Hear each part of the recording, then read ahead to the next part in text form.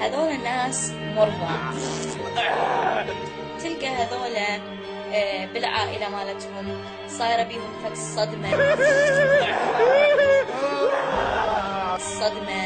من أخواتهم.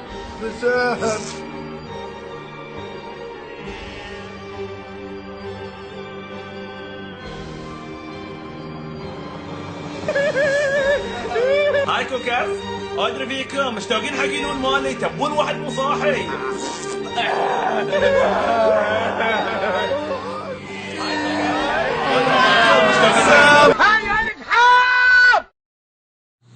And relax.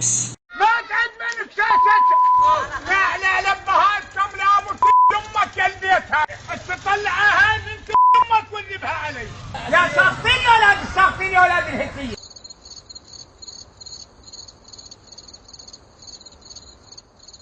حبيبي قول كده، ضاعت كل الأماني وأنا مش هستنى تاني، واطفي للنار كفاية، نار الفرقة بتوجع.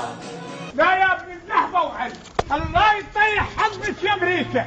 ما تجين التلفزيون سوق الكلب من الكلب والغولة سوق الخرب من أبو نعال كسر الآيفون مالته وألف كتاب اسمه طرق التفكيك في استخدام الكيك. هذا الكتاب غير متوفر بالأسواق، وإنما متوفر بعقول الشباب اللي عندهم دماغ يفكرون بيه. هذا الكتاب بيه طريقة شلون تسوي فيديو وتنزله. أهم شيء لازم يكون أكو هدف من الكيك مالتك، يعني تنصح الناس بأنه يقرون كتاب أو رواية أو قصة معينة، تنتقد فيلم طالع بالسينما، مطعم أكله طيب وشنو الوجبة اللي طلبتها وعجبتك، اعزف لهم مقطوعة حلوة، احكي عن تجربة مريت بيها، احكي بالسياسة، هذه فقاعة، اتفلسف بالدين.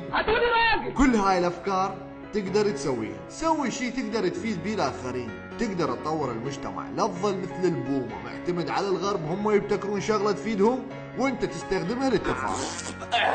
وبطل سالفة ام السحورة، لان اذا هي ام السحورة فلا تنسى تبو ومن ساعة السودة اللي شفنا بيها الكيك سبته تنق وانفتح.